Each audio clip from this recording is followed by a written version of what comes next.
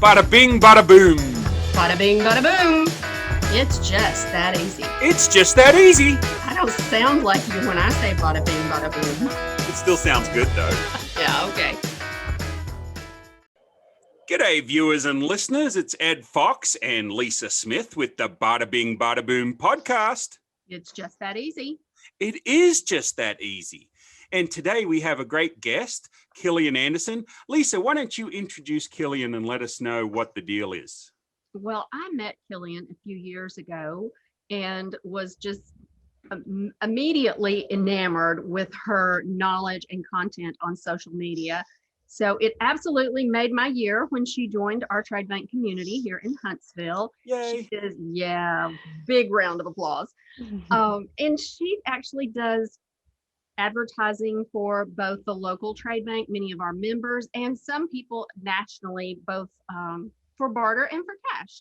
So I thought it would be really fun giving, the history of 2020 and where we're rolling into positivity for 2021 to have her on and talk about how important our social media, our newsletters, and the things that we do for our trade bank community, how important they are right now. So K.Kiliaen, first question, how did you get started doing what you do? Well, when we were located to Huntsville, Alabama, I did come with a marketing background, and just when in trying to figure out where I wanted to take my career next, since I had to leave a job to relocate here, I began talking with business owners and people I was meeting and realized that there was quite a need for social media. A lot of businesses, this was about 6 years ago, a lot of businesses didn't even have Facebook pages in the area, North Alabama, and a lot of them hated it or were very fearful of what they could put up or didn't understand how it worked in the different platforms. So it seems like a perfect opportunity to take something I love and marry it with something that was needed. I totally agree. And you are a wealth of knowledge on Facebook platform, Instagram. But what if somebody had to choose between one social media over the other or a newsletter, if they only have so much time, what advice would you give them? So it comes down to what type of business you offer and the demographic you're working with. There's a lot of different social media platforms. I tend to focus on Facebook and Instagram. A lot of my clients, if they're a service client, they provide insurance. If they provide a business consulting service, perhaps they're an electrician, something like that, then I recommend Facebook. A lot of the demographic, we're looking at the middle-aged individual, probably has some disposable income or is in a home and has maintenance needs. There's a lot of other elements to that, but they're going to be on that platform because that is the platform that most of that generation came in on. And you have the older generation that also more experienced business owners, or you might have people that own their larger homes that have maybe even more construction type needs on that platform because they're on there for their grandkids. And so looking at that, if you have a service business, I highly recommend Facebook. If you are doing something more along the lines of entertainment, artistic, I would recommend Instagram. If you have something that you really want to present visual representation of your work and really want to engage people versus being informative, which you can do both, but Instagram is the picture first, where Facebook, the message comes first. When you look at when you first look in the feed, I would recommend Instagram. That demographic is a little younger, although I will say that it can also have the broad spectrum because it's gotten very popular as well. But again, it goes back to your demographic, who you're trying to reach out to, and what kind of service you're providing. Good I point. agree. We need to pause there for a second. Your mic is rustling against your hair all the time. So if you either want to move your hair back or... Got it. Okay. So that'll solve that issue. That's easy fix. Got it. Okay. So that's a good point. Okay. So we can come back here. So Lisa, do you have a question to lead into?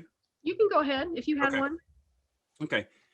So Kiliaen, I found, obviously I'm one of the guys that signed up for your program. So I find that your service is excellent and the skill set that you have is brilliant.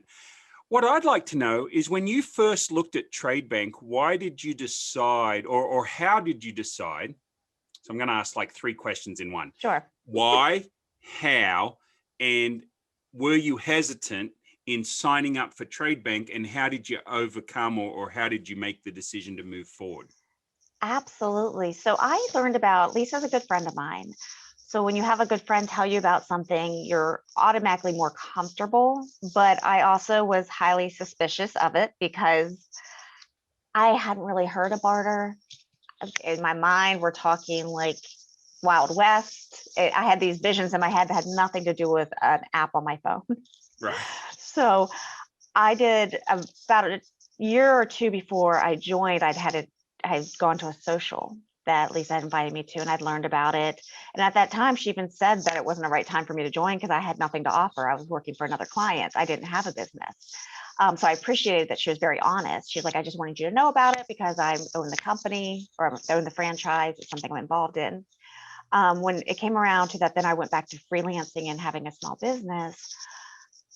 I researched. I went onto YouTube. I went onto Facebook. I looked up the Better Business Bureau. I mean, I was on social media, watching all the videos I could online because I wanted to know more. And then I felt very comfortable with it. I actually found it very fascinating. Like here we have a whole system where, and the way I view it is that I have these brokers that basically market for me and get clients for me. Right. And when they come to me, they're all very hot leads. I would say that there's like a 98% closure rate. And so the more I got involved in it, the more it became a no-brainer that this is an amazing opportunity. But yeah, very hesitant in the beginning, went into it because I saw the opportunity that there was a need for social media. So I would have the opportunity for a lot of clientele. And Lisa doesn't overexpose our community. She makes sure that when she brings someone in, that until I have enough clients and say, hey, I'm really good, then she will bring on someone else that does social media to meet the needs of the membership. But she doesn't saturate it so that I'm competing. She really vets who she brings in, and I'm not competing with everyone else out there like I am in the normal market. Right. So it's another benefit.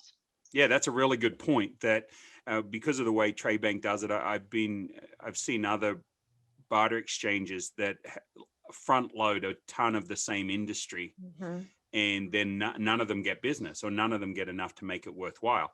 Tradebank actually has a little bit of the other problem is that we bring them too much business. Yep. And then we go out and find somebody else. So I know which one I'd rather have being a business owner. So that's a great thing to point out. What is one of your favorite Tradebank stories? Something you've been able to trade for or something you've been able to help a client with? Either way, whether coming or going. Sure. Well, one of my favorite things that I can trade for is vet services. I do senior rescue, hospice, fostering, and I also recently took in during quarantine a dog that's actually a little younger, but I'm able to get her completely vetted. She got a dental. I mean, all these things that I was able to conserve my cash and use my trade dollars on was very excellent. And then on the other end is we have a really neat network going on in trade where there's a website designer, a brand PR person, myself that does social media. Don't think I'm leaving anyone else out, that we work with the same clients together. So not only are we all in Tradebank, but we also work with the same clients in Tradebank. And so we've created this neat little triangle where, okay, I'll handle this part, you handle this part, you handle this part. We have co-meetings with our clients. So I've really enjoyed that part too, because I can really focus on what I specifically do and then recommend out for the elements that, I could do some of those things, but I'd really rather focus on the social media platforms. That makes sense. And how about when it comes to what if somebody maybe in the social media realm was looking at Tradebank or maybe any business owner, actually, if they're looking at Tradebank and they're wanting to understand whether it might be a good fit for them, and you were just having a one-on-one conversation with them, what would you tell them? So I had experienced bartering without a controlled bank, someone that in brokers in the past. And I remember providing probably close to $700 of services a month for a person and getting like $100 back. Right. And I convinced myself I was okay with that. And then over time, I felt less and less motivated for this relationship, and you almost become resentful. I know a lot of business owners say that when they quote something too low, they think they'd be excited for it, and then they become resentful. Yeah, exactly. At yourself. Right. And there was a lot of times that I didn't even get a compensation at all for things because the barter never got carried through on the other end. I don't have to worry about this here. It is literally, I'm getting what I'm valued. We don't do discounts. So I get the worth of what I'm fully worth. I get to spend what I'm fully worth. So I would say to them, have you ever bartered? And even just like in a quiet way, not like let's barter, but let's trade services. How did that go for you? Because most likely one of you came out not benefiting to the fullest extent and lost on that. And that doesn't happen here. And I think, K.Kiliaen, you have the perfect full experience because you had a previous experience that wasn't what you wanted it to be. And this one, you have actually shaped it into something that fits your business perfectly. Yeah. And you have provided services for us at Huntsville Tradebank that has really accentuated so many other businesses and allowed them to get to know each other. So yes. I'm grateful for you. Oh, thank you. Exactly. And I had the same sort of thing when I did one-on-one bartering with my advertising business back in the day. I advertised this guy. It was a $2,400 advertising campaign, and he was going to give me a $2,400 website. And then I found out he downloaded a $15 WordPress theme, filled in some content that he stole from other advertising websites instead of writing it himself, or conversing with me over what needed to be in there, and didn't do any SEO or anything on the website. It's probably a job worth $300, maybe, if I'm being soft on him. And I gave him $2,400 worth of advertising. And so, yeah, I totally get where you're coming from, that one-on-one barter. But sometimes one-on-one barter works great.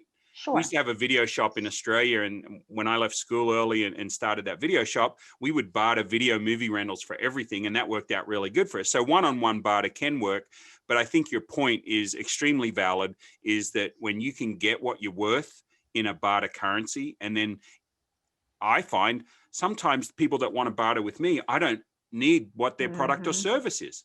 And so if they can pay me in a barter currency that I can then in turn go and spend, it's no good the ice cream shop coming to me and saying, hey, Edward, I want to barter for your service because I'm diabetic and they don't have any sugar-free ice cream. Like my wife would kill me if I ate all their ice cream. So that wouldn't be a good barter for me. No. But when I can in turn take the barter dollars and go hire a fitness coach, and not one that just teach me how to fitness donut in my mouth, not that type of coach, different fitness coach. But, then I could use the barter dollars that were useful. So I really think that the multi-directional barter platform you raise is a good point. And I don't think a lot of businesses looking at something, look at it in that way. Mm-hmm.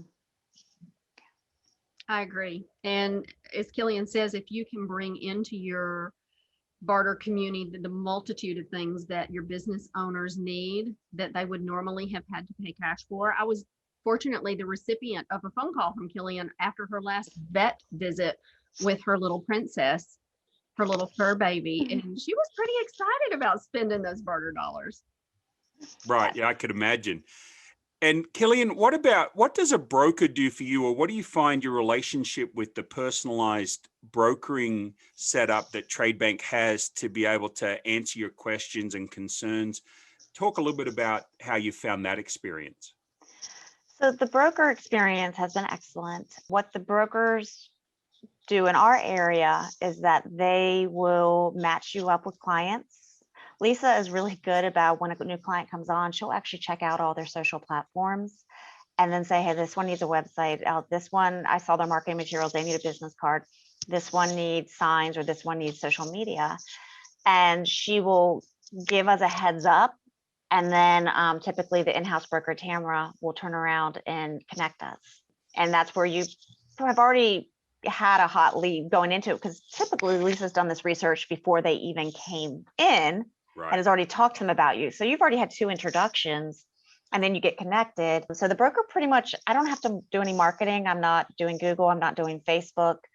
I'm not even going out to networking events. They've filled up my docket just by them brokering between us and finding people that need the services. So I have a follow-up question to that. Do you find that the trade bank business is bringing you cash customers through referrals? Yes. Yes, I've actually gotten one of the first ones that you referred to me to became a cash customer right away because she's saving her trade bank dollars up for something big. And some people do that. They have in mind that they'd rather use it for a remodel with one of the contractors or something like that. But yes, I have gotten cash clients definitely through it. K.Kiliaen, can you tell us some of the things that you've been able to use your trade bank dollars on? We've talked about the vet. What else have you been able to use your trade bank dollars on? Absolutely. So we have a CSA. So I've signed up with a farm to receive. Hang on a sec. Okay, I don't know what a CSA is. So can you clue me in on that? What does that stand for, Lisa? Co-op. Oh my gosh. We went through this the other day. I know, and I can't remember. Community, obviously the first word's community. Sustainable agriculture. Okay. Community sustainable agriculture. Okay. And so they grow veggies, right? They grow veggies. They grow everything. Eggs and fresh baked goods. And so starting next month through the growing season, I will receive a regular vegetables and fruit and other items that instead of going to the grocery store, I teased Lisa that the only thing I couldn't get was groceries. And then she pops up and says, hey, there's a CSA and now I can get groceries. So It's been quite comical. And even before then, we've been getting their organic farm fresh eggs. Every week they get delivered to the Lisa's office and I just go pick them up. We need to get that lady on, Lisa. I'd like to hear her story. Okay. I will make it happen. Do you have any other words you'd like to share with us, K.Kiliaen, on your trade bank experience or your trade bank journey, or how you would? We asked about how you would maybe talk to another person looking at trade bank. Do you have anything else to add? I think I would just say it's worth it. It's something that you should. If you're invited to join and told that it's a good match for you, because our region is. And I'm sure, knowing Ed, his is too, very honest. They're not going to bring individuals in that aren't going to prosper and do well. It's a really good opportunity. They work really hard being the broker in the main office to give us a positive experience. And it definitely is a positive experience. And, there's also some fun experiences, facials and massages and manicures and pedicures. So I would just say, if you're invited to join, check it out, do your research. I don't think you'll find anything that makes you worry, and then meet with the franchise owner and get involved. Cool. Thanks, K.Kiliaen. Lisa, any other questions or anything else you want to add? Thank you, K.Kiliaen, for sharing your time with us today. You're an amazing friend. You're a wonderful social media broker, and we here at Trade Bank Huntsville appreciate you greatly. Thank you. And K.Kiliaen, I'm learning more about what you're doing for us. So we've signed up and we're going to get started on all of that stuff. So I'm sure we'll appreciate you just as much. We'll appreciate you more. Because I've got to win, right? I'm the guy. Super competitive. Are you guys competitive? Are you competitive people? Yes. I am No, I don't believe you for a minute, Lisa. You're super competitive too. Hey guys, it's been great. Just a little bit for those of us on the podcast. She put her fingers about an inch apart, but she's super competitive too. Not only she won the Rookie of the Year award, she won the Top Gun in Sales award, and she won you won something else. What was it? Sales President's Award. President's Award. Mm-hmm. Right? Yeah, no, not competitive at all. Anyway, viewers and listeners, it's been great having you on another episode, listening to another episode of Bada Bing, Bada Boom, because it's just that easy. Thank you, Lisa. Thank you, K.Kiliaen. Have a great day. Bye. Bye, y'all. G'day again. Well, that's it for this episode of the Bada Bing, Bada Boom podcast with your hosts, Lisa Smith and Ed Fox. Be sure to subscribe to us on your favorite podcast platform and like us on YouTube and Facebook as well. Hey, thanks for listening. We appreciate it. Have a great day.